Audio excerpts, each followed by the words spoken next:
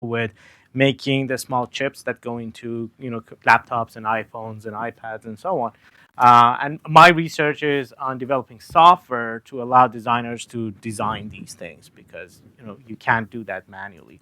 Now, this course is going to be about microcontrollers, which are smaller microprocessors, not as powerful as the processors that go into your laptops and desktop computers, but very useful in interfacing with the outside world. So they're usually um, a specialized version of microprocessors, but then they are able to interface to a lot of different devices like USB and Bluetooth and what have you. And you find these in things like as simple as a microwave oven, even washing machine or cars or the audio system, and sensors that go inside factories and control things and sense things and control things. So we're going to learn about these devices, and we're going to specifically focus on the PIC microcontroller.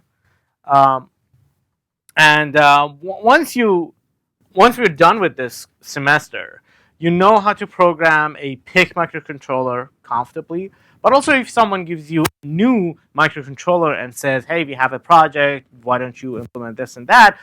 For you, it would be just looking at the data sheet and learning a little bit of the machine-specific features, and then be able to program it. So we are going to go over some of the basic concepts that you have to know to be able to work with microcontrollers. Now, the most important URL would be the Moodle website. You all should have access to it by now. And if you go to Moodle, then you're going to see this. So some of the basic info. You have the TA's email addresses, and of course, make sure that you're directing your question to the right person. If you're talking about lab issues, there are lab TAs. If you have grading issues, there are the grading TAs.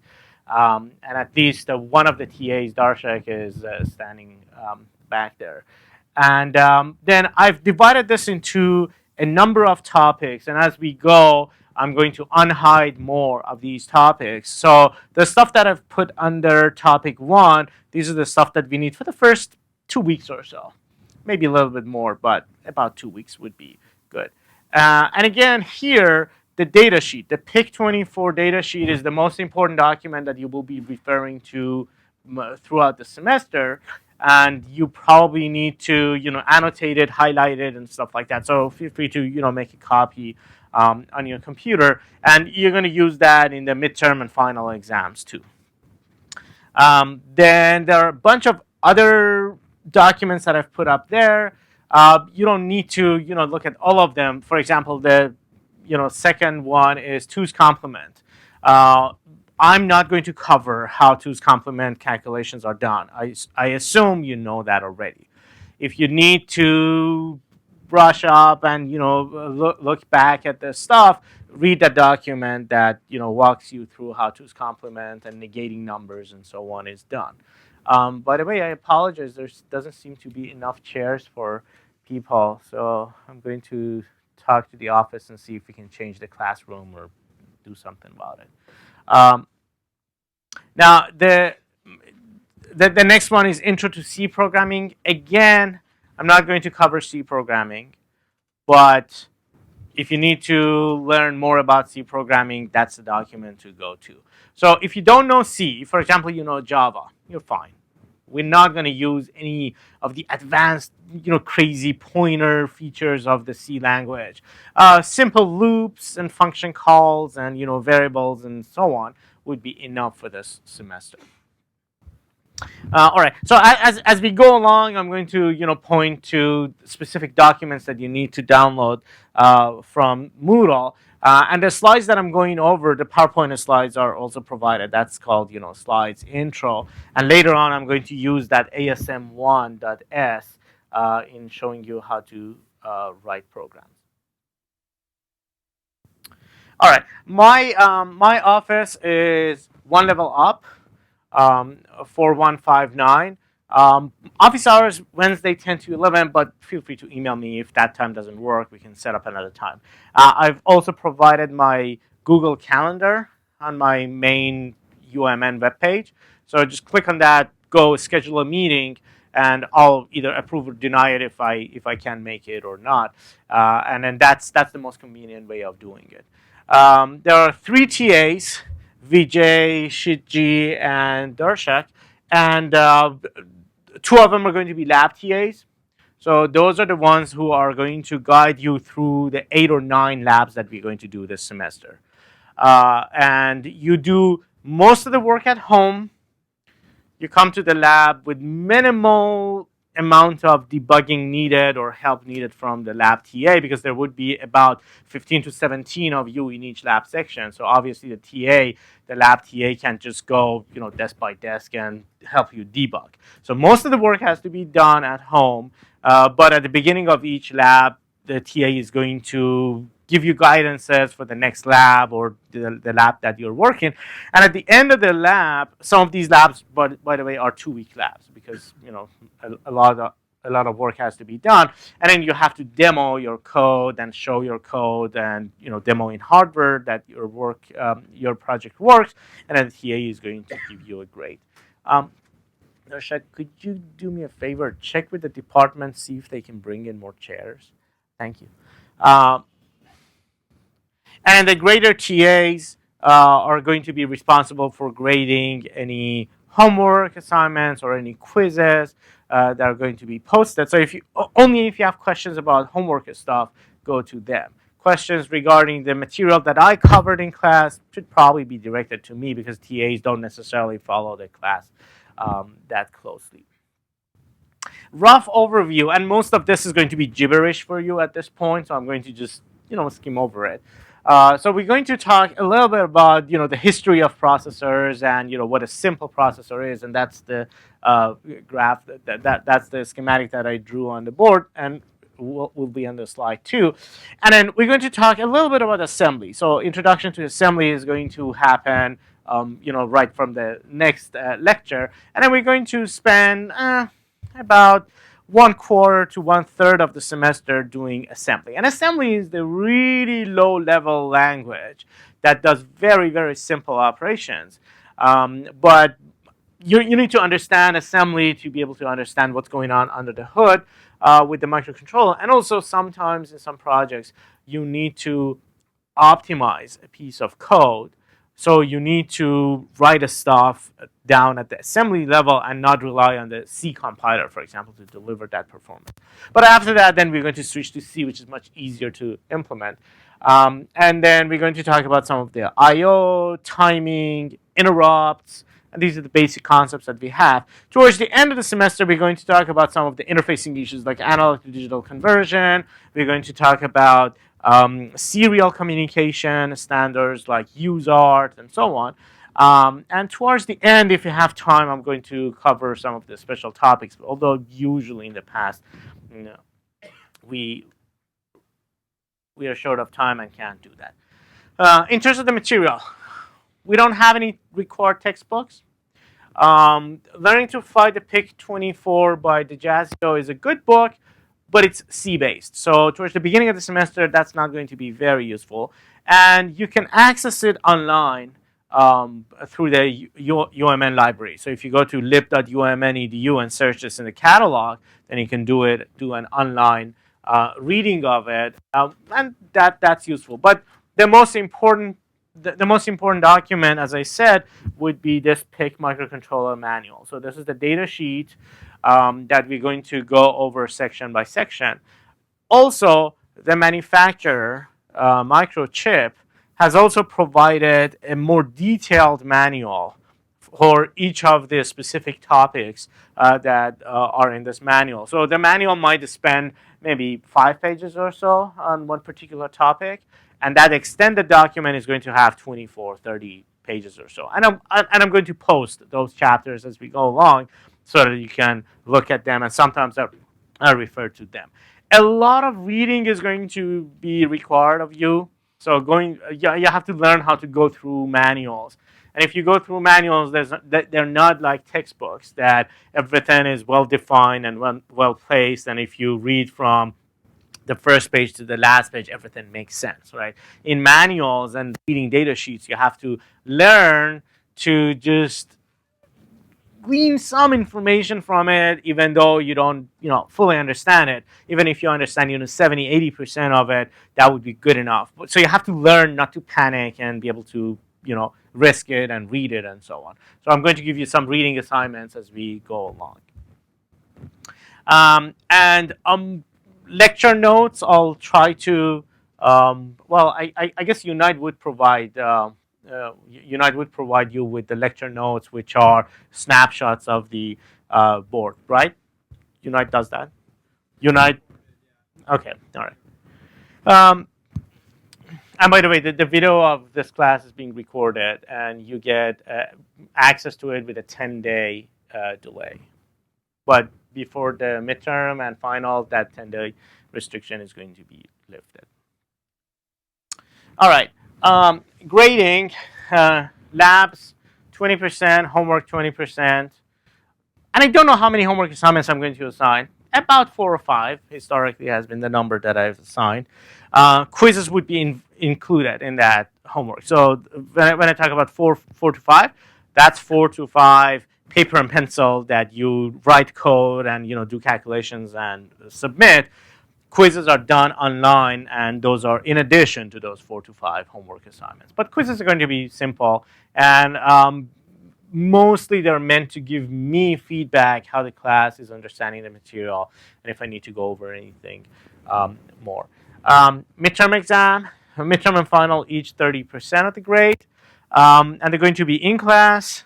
And generally, I allow open books, open notes, open laptops, open anything, except communication, right? So you can't text to your friend, hey, what was the answer to that question, right? That's not allowed.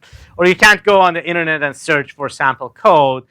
You can, however, go to Moodle, and if you need to look at any of the sample code that I've posted on Moodle, you can use that. You can use your homework. So be organized. I'm telling you this so that right from the beginning, you try to get into the habit of organizing things and knowing where did I do that particular job in any of the homework stuff, and be able to access the stuff very quickly. And this is important. You have to get at least 50% of the grade on the final and midterm exam to pass the course. Okay? And one of the unfortunate things that happen in every offering of this course is that the TAs are too nice. That's really bad, because the TAs don't give 20 or 13 to any homework submissions, right? So you all submit homework, and they give you 80, 85, 90, 92. I once had a TA who gave 97 up to 100. And I told him, what are you doing? I mean, it's impossible for everyone to get 97. But that's a fact of life. Same with labs. With labs, you have a lot of time to, spend on it and fix it and so on. So almost, 80, 90% of the groups submit a complete, 100% lab. So what happens at the end is when I put everything into Excel, and I add up all the columns and give the cumulative grade, everyone's gotten close to 100% of the labs and homework. And midterm and final would be the deciding factor. So on paper, I'm saying these are 30% each. In reality, maybe they are 45% each, right? So you might get 100, 100, 100 on lab and homework, and then get a midterm grade of 52. And a final exam of 61, and your grade might be a D. I'm just saying. I mean, don't rely on these numbers, but I'm just saying that I see that surprise a lot. That people say, "Hey, I got so many good grades on lab and homework. Why did my grade become so low?" So I'm pleading with the TAs to be very harsh and give a wide distribution of the grades, and of course, don't be hung up too much on the numeric grade. At the end, it's going to be curved. So if you get a 31 on a homework assignment, you probably are in trouble, but that doesn't mean that, it's the end of the world, right? So I'll adjust things. So accounts should be set up already in the lab 2182, you would access it using your internet ID, UMN ID. Now, class policies. We have a lot of policies on the syllabus, which is posted on Moodle. So if you go on Moodle, um, there is this. Oh, I haven't posted it. Thank you, Kia. No, well, I have. So syllabus is here. It's a 5 or 6 page document. It has all the university policies on, sexual harassment and, class policies and use of electronic devices and so on. I'm not going to cover all of them, but you have to read all of that. Make sure that you're okay with all the policies that we have. But the two highlights that I've put here is academic dishonesty. And in the past, it has happened.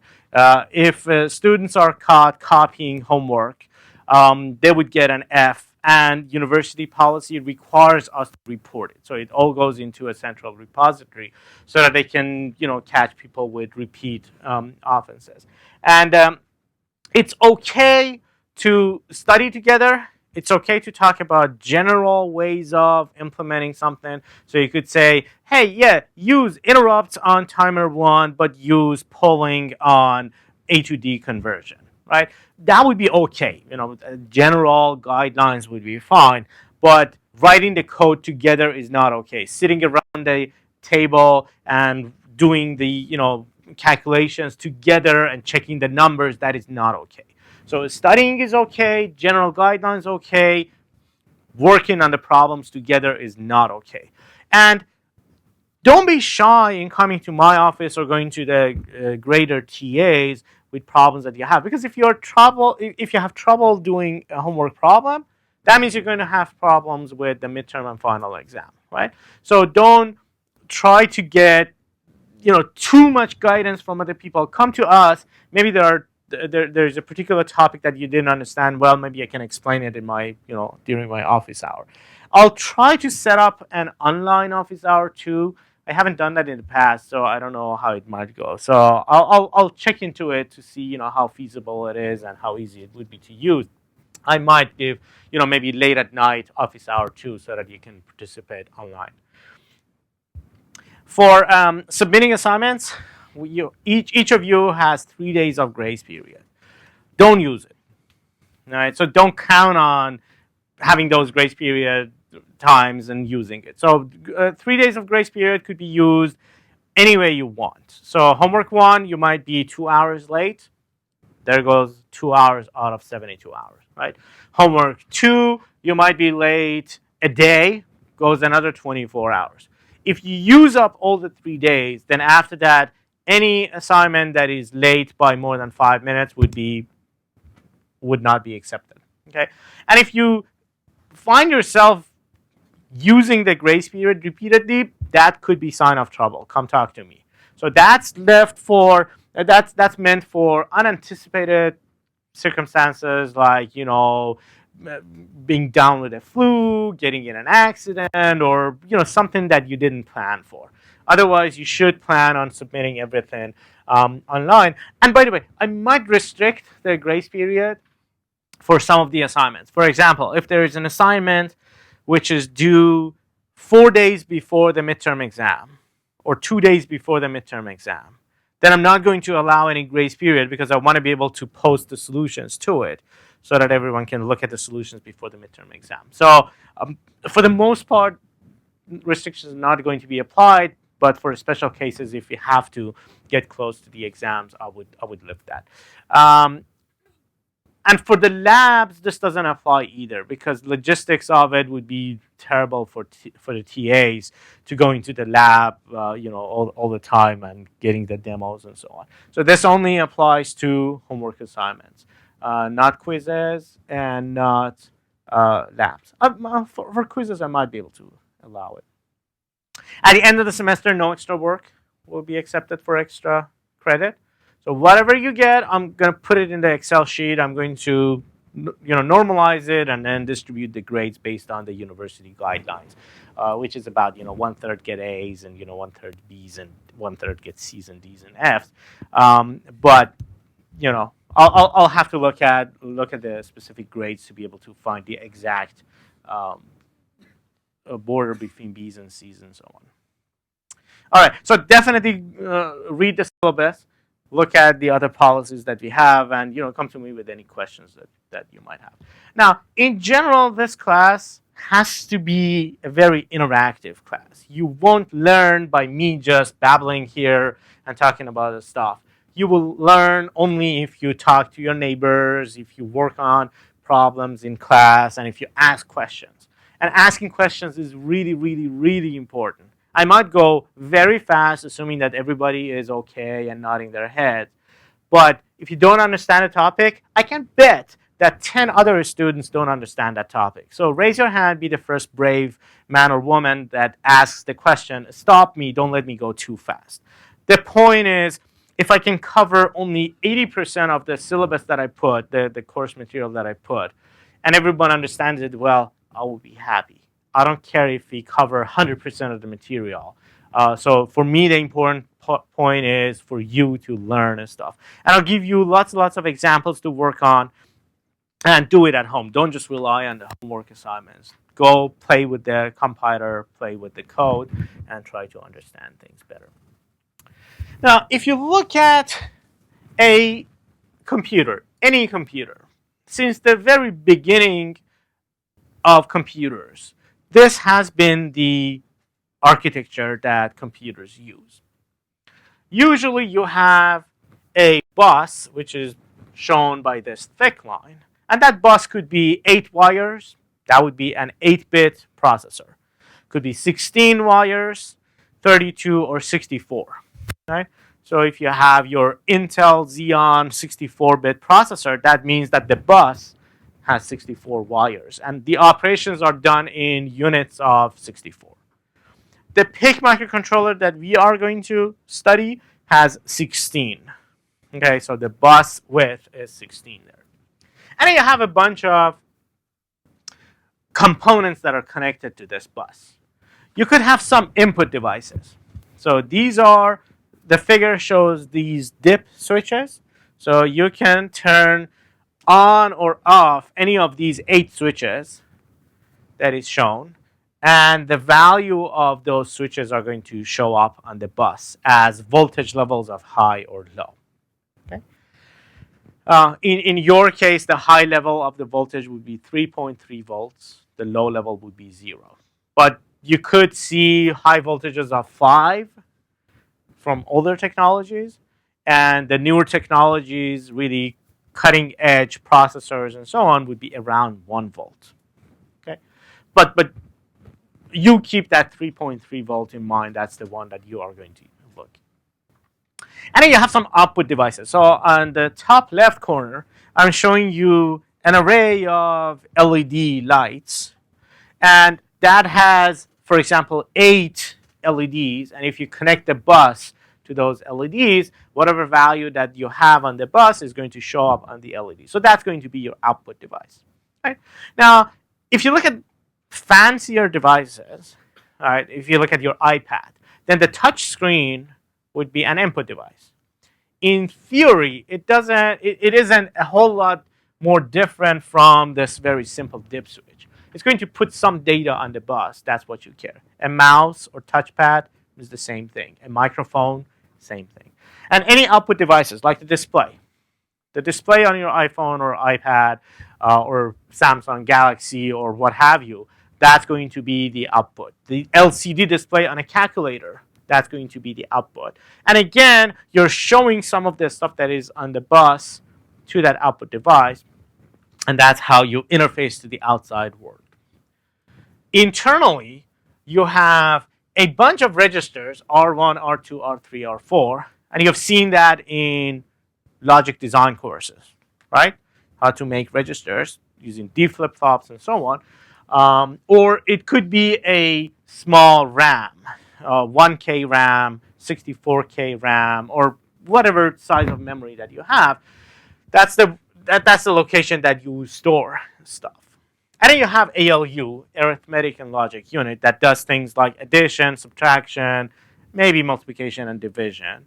and could be more complicated, less complicated, depending on what kind of processor you have. Now, assume that this simple computer that we have can only add and subtract. Okay, and I can say things like, and we have to come up with a language. We have to come up with an assembly language here, which is not a standard. I'm just making it up as we go. But we have to have some way of telling this hardware what to do. So what I can do is I can say, let's call this in. Let's call this out. So I can say from in to bus. Okay? And I could say from bus to R1 and then give a clock. Right? If I do that, you've seen in logic design that if I put a value on the bus by setting the voltages high and low, and those voltages are connected to the inputs of the D flip-flops that are in this R1. So if this is an 8-bit machine, which does seem to be like that, right? The slide that I'm showing you here has 8 bits, 8 binary digits of input and 8 LEDs. So you can infer from that that the bus is 8 bits. So in this 8-bit machine, you have those 8 values going into the inputs of the D flip-flops making R1. And if you give a clock, what happens is that whatever value that this input has is going to go on the bus, go to R1. R1 is going to clock it and receive the values, right? You have to have a way for R2, R3, R4, and the ALU and that output to ignore the bus. We'll talk about that later. But this is the notion that we have here. This is the notation that we can use to say what we're going to do with this machine. All right? So what I want you to do is talk to your neighbors and tell me how I can do 2 plus 3 and show it on the output. So each of you talk to your neighbor, and I'll give you 3 minutes, and then tell me what your solution is.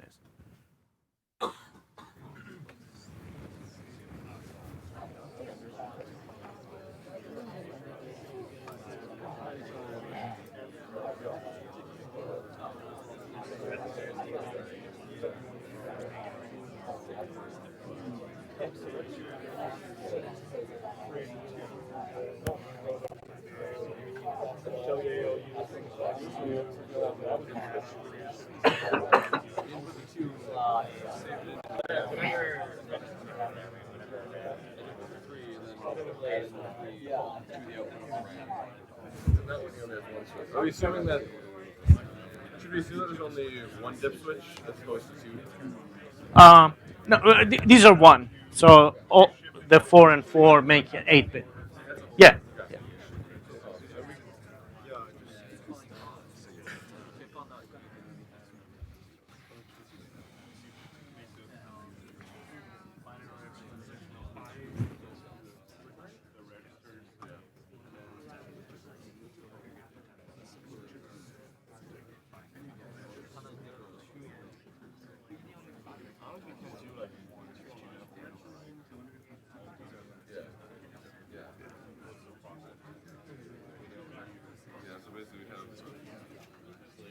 First 4 switches. Basically separator. We have those switches there, but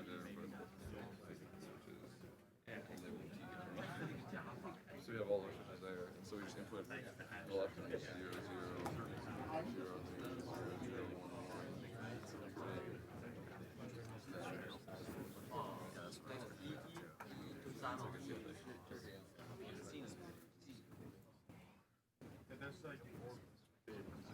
All right, how do we do it? Volunteer to give me the first step. And remember, you're representing the group that you talk to, right? So if you're right, it was your idea. If it's wrong, your neighbor didn't know what he was talking about. So, all right, so go ahead. Go ahead. We put 2 on the bus, the very first step. 2 on the bus. So in would have a value of 2. And how do you put 2 on the bus? So we have 8 of these dip switches, right? So we can represent it in binary by saying 0, 0, 0, 0, 0, 0, 1, 0. So that's value 2. You put 2 in the bus R1, and this. Okay? All right. We can write this as the assembly language. And again, I'm making it up. I can say move the value of 2 into R1. And then the compiler would know that it has to connect the dip switch to R1, right? I could have said load in R1, and I could have said set into 2, right? And in the old days, that used to be the case. The very first generation of computers, the computers, I mean, a simple computer that would do this would probably take as much as this space because they had to use vacuum tubes and so on. So it would be a small room. And there are operators that would read this that says move to R1. And then they would go here in the dip switch and make it 2. And there are other ways that I'm going to ask you soon how to select R1 and that, but they basically flip a bunch of switches, and then there's one master person who flips the clock and down, and that gives the edge, and that's one instruction that is executed. All right, so that's the first instruction. What is the second instruction?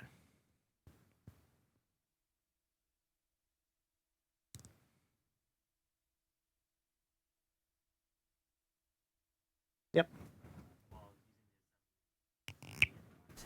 Move 3R2 is a good move.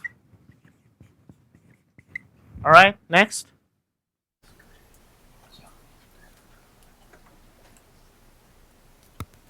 So move R1 into the ALU. Move R1 into the ALU and then R2 to the other one. There could be a way that we can combine all of that and say ALU do add R1 and R2. And let's assume that the ALU has a D flip-flop at its output. So maybe we can say after that, we can say move ALU to the output, right? Does this work? And remember, each of these is going to have one clock, right? Every instruction is going to be done after one clock. And if we do this, then we have done what we wanted to do. But here I've made a lot of assumptions. Who says that I can just say add R1, R2, and ALU is going to keep its value, right? Who said that I need 2 clocks to do this? Maybe I can do something instead of these 2. Maybe I can just say add R1, R2, put the result into out, right? But even writing this would require a lot of assumptions in terms of how the bus works, how the clocking is done, and so on, right? So let's talk about the two important issues here. Number one, again, talk to your neighbors. Tell me what is the mechanism through which when you say move 2 to R1, R3's value is not affected. Okay, so talk to your neighbors. You most probably have seen the solution in logic design. If you haven't, that's fine. We can discuss it. But talk to your neighbors again. Tell me, what is the selection process? How do you choose which 2 devices have to put a stuff on the bus and read a stuff from the bus? Switches to select which one you're moving into.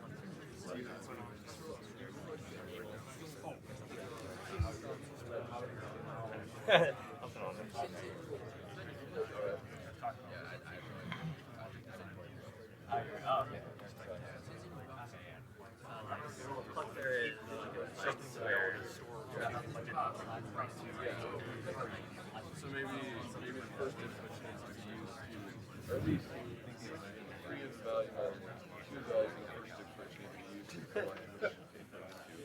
If we have our first 2 values as 0, 0, we put in the value of 0, 1, and just go through it.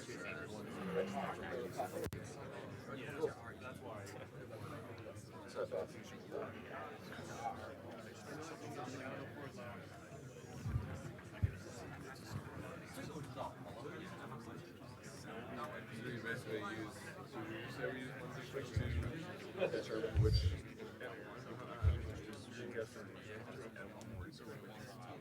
Yeah. Well, we could even use, since we have, assuming that all of these are individually connected to the bus, we just isolate it like that, or isolate two of them off. Our first two values can be selected. We don't have to use them all together. Because I think they're connected. I think it's kind of All right. What's the mechanism? What's the keyword? Enable, which is done by, you either have multiplexers. I heard someone say multiplexers. So multiplexers are one solution. So your bus could have a big multiplexer. So each line of these 8 or 16 buses, right? Each one of these wires would have a 1, 2, 3, 4, 5, 6, right? 8 to 1 or 6 to 1 multiplexer. And each input comes from one of these devices, and then you would control the select line of the multiplexer to do it. Although for a thing like a bus, using a multiplexer would be difficult because each of your devices physically is on a different location of the chip, and it would be hard to wire up everything to that mux and control it. So usually people use Schmidt triggers, tri-state buffers. You heard of that? All right. So if you have tri-state buffers, then I could have a buffer here, and this control could say input select, right? And this could be another switch that says ALU select, and then with these guys, the same thing. And also when the input goes, you have the clock going in, so that clock could be ANDed with any global clock that you have with the control signal that says register read, right? That's going to solve the problem. So when I say move 2 to R1, only this connection to the bus is selected. If you have two things trying to write to the bus, what happens? Boom, right? It's going to be short circuit, you heat up, and the device is going to blow up. So it's the job of designers to make sure that this signal is going to be one hot. At any point in time, only one device is chosen to write to the bus. And in terms of the devices opening up their input gates to the bus, it's only going to be R1. R2, R3, R4 are not going to listen to the bus, so the value is only going to affect that R1. Now, the only sticking point here would be this. Tell me what's wrong with this instruction. Add R1, R2 out. Two things are being written into the bus, right? R1 is not a problem because R1 is directly connected to one of the inputs of the bus, right? So R1 is not creating any conflicts. Now, for R2 to go into the bus, you need to open the output of R2 connected to the bus and ask ALU's write input to listen to the bus. That would feed the value to the bus. But at the same time, you want to use out. You want to use the bus to carry the value of out. And that seems to be a conflict. Do you know the solution to that in logic design? Yep. Could you insert another tri-state buffer in between? You could put a tri-state buffer in between and control it with The clock. the negative, the falling edge of the clock, right? So people do that in logic design. If you want to cram, two operations into one clock cycle, you could do that. You could say that in the rising edge, ALU is going to receive the values and then it's not going to listen to the bus, do its calculations, put the output here, and then this out device is only going to be sensitive to this, falling edge of the clock, and it's going to receive the value. Either this or the microcontroller that we are going to look at is going to trick you. The microcontroller uses a clock frequency of 32 megahertz, but it's going to show you a 16 megahertz instruction clock cycle. Right? So the instructions are going to be run at a pace of 16 megahertz, but each instruction internally under the hood is really 2 clock cycles. So in the first clock cycle, ALU fetches the values and it starts computations. In the second clock cycle, output is going to get the values and show the output results. Okay. Again, too much detail for now. The things that I want you to remember is not that you have this 2 clock cycles. This is what goes under the hood. What I want you to remember is 16 megahertz is your instruction clock frequency. So each of these add, move, etc. is going to be executed at 1/16 million seconds. What is this value? It's tiny. Go ahead, calculate it. Use your calculators.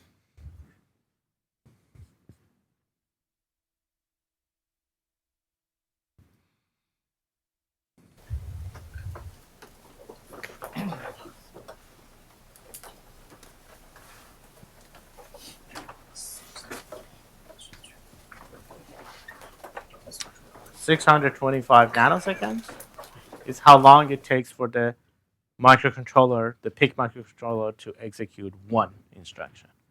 Also, you might be more comfortable with 0.625 microseconds. Okay. So if I ask you how long does this program take, in the microcontroller that we have, it would be 1 to 3 times 625 nanoseconds. That's how long it takes. Okay.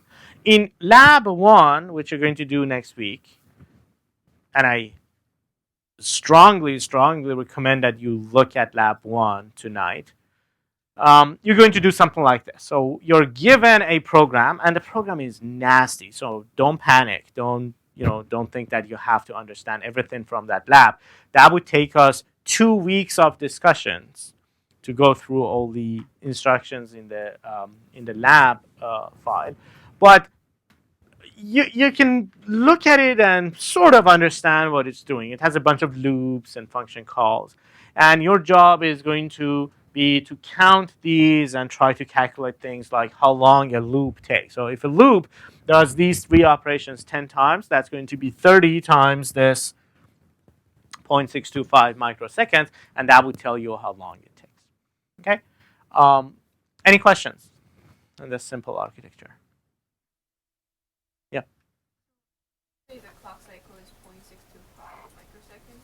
Does it mean that it's gonna take that much for like line or just the whole? No, for each of these instructions. For each of these is going to take this. Any other questions? All right. So I showed you the simple computer. Let me show you the PIC microcontroller. So this is the architecture of the PIC microcontroller, and I've cut down the image, right? So there are a bunch of stuff down here too that you can find in the manual. But I'm showing you this to try to convince you that there is nothing to a complicated circuit diagram like this. It's the same basics as this one. It just has a little bit more bells and whistles. So the assembly instruction that we have is going to be something like this. And these are actual PIC24 assembly instructions. You have AND W5 and W4, put the result back in W4. So W is equivalent to this R thing that we have here, the registers. PIC has 16 registers. They're called either WX, so W0, W1, W15. They're also called WREG, 0, 1, up to 15. So both names are used.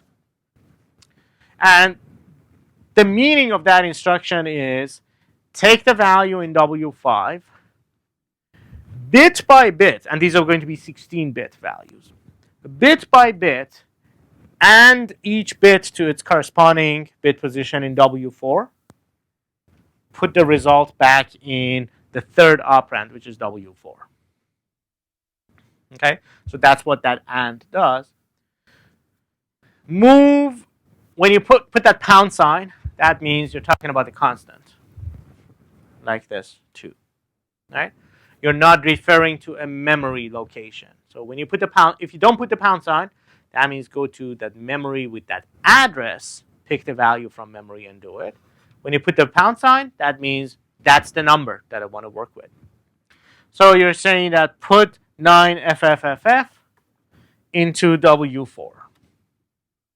Okay, and when you put that 0x before the number, that means I'm talking about the hexadecimal value. If you don't put that 0x, then you would write something like 1294 as a decimal number to put it there. And then I have move W4 into port B. And port B is similar to this input or output. Okay?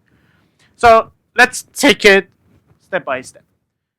So on the right, you can see that we have port A, port B, port C, and RP.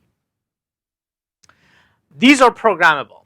So you can program port A to be an input port, or it could be an output port. In fact, you can even program them bit by bit. So port B, RB0, which is the least significant bit of port B. RB0 could be an input pin. RB1 could be an output pin.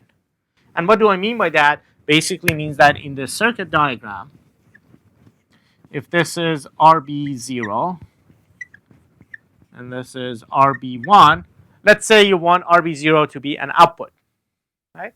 So what you do is you connect it to an LED, and this would be your port B that is outputting something. Your input could connect to a switch, and whenever you close this switch, you're going to receive a value of 0 from the 0 volt that you have here, right?